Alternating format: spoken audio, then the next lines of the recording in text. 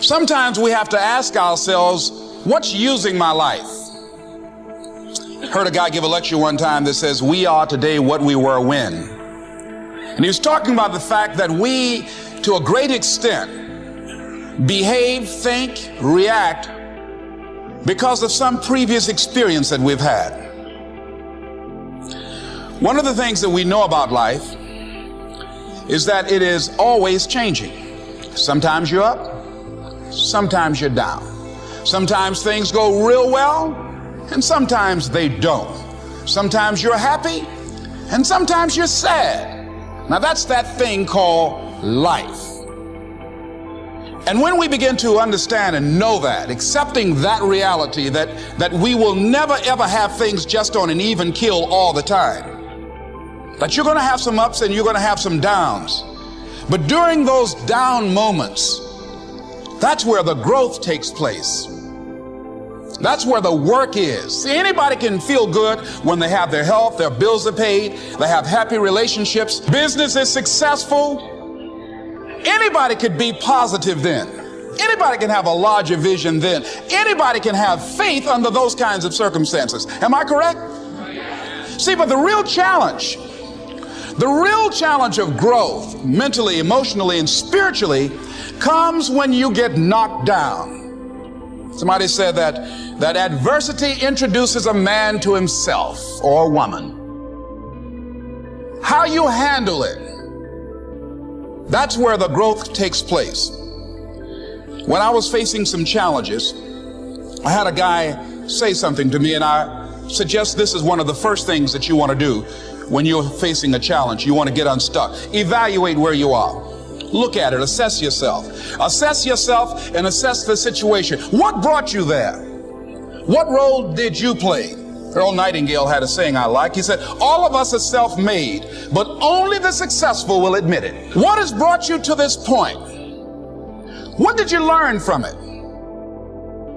Are you learning anything, or are you doing it over and over and over again? Somebody said that insanity is doing the same thing in the same way, expecting a different outcome. Are you going through it, or are you growing through it? Are you bigger and better because of it?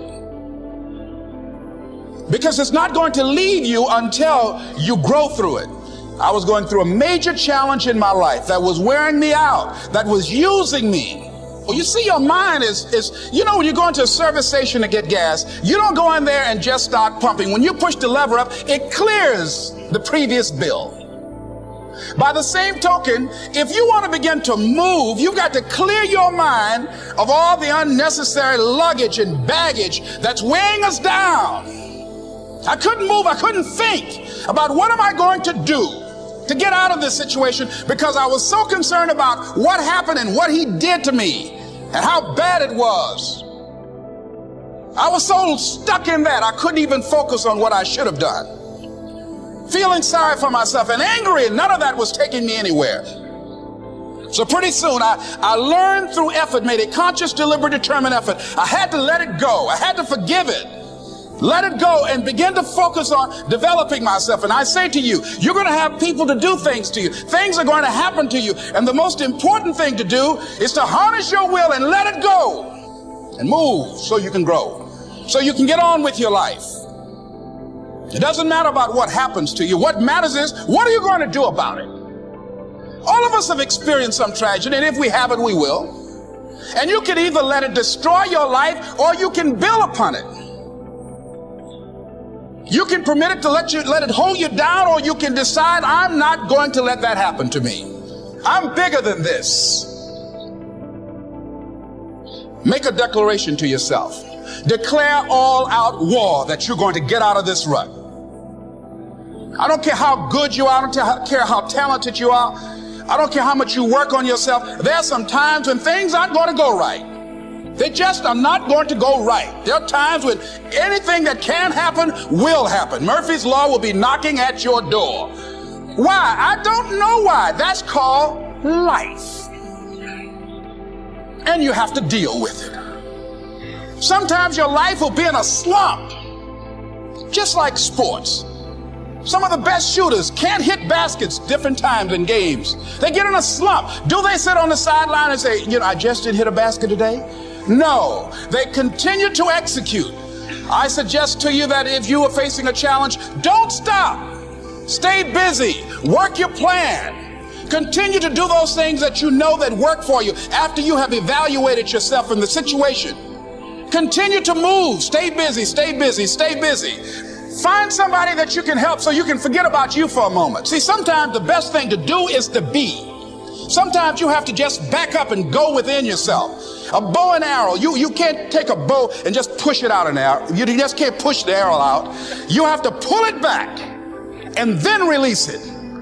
Sometimes you have to back up and go within and pray and meditate and recharge your batteries. Go away, clear your head, and then come back and look at it from a different vantage point. Don't operate while you are under the spell or the effect of what's going on. Next thing is that you've got to activate the thinker in you. Don't allow your emotions to control you. We are emotional, but you want to begin to discipline your emotion. If you don't discipline and contain your emotions, they will use you. Your mind goes on automatic, just like a guard. I loved reading the book called As a Man Thinketh by James Allen. He uses the analogy of the mind being like a garden. Weeds don't have to have any encouragement to grow. You don't have to water them. They don't have to get sunshine. They don't have to have fertile ground. They will grow through the cracks of a sidewalk. Am I right? But if you want to grow orchids or roses or any kind of exotic flowers, there are special processes and procedures you must go through.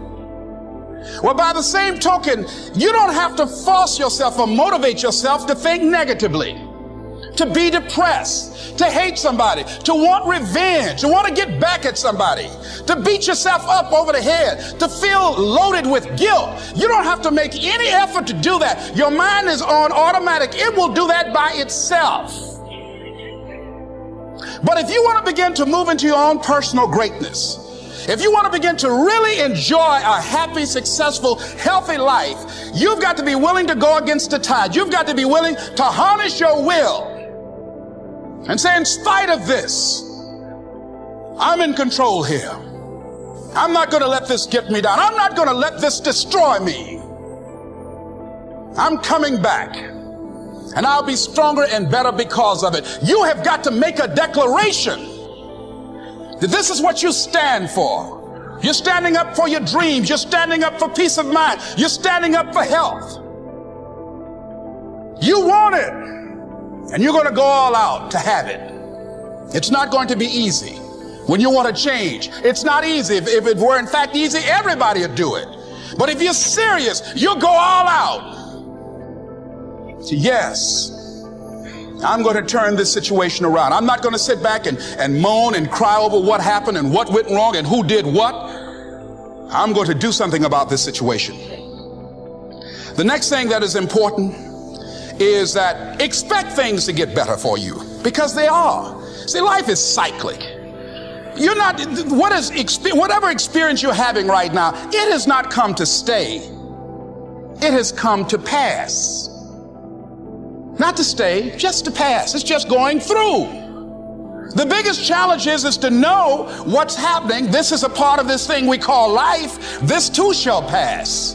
And maintaining perspective, putting it in perspective. The other thing is take full responsibility for your life. Accept where you are and the responsibility that you're going to take yourself where you want to go. Someone said we have two primary choices in life. We can either accept conditions as they exist, or we can take the responsibility to change them. See, a lot of people want to exempt themselves from taking responsibility. All they want to do is talk about the problem. Every time you see them, they'll tell you their story over and over and over and over again. No. You want to take responsibility for your life. I got me here. I can get me out of this. And I'm getting out. I'm not going to be a volunteer victim.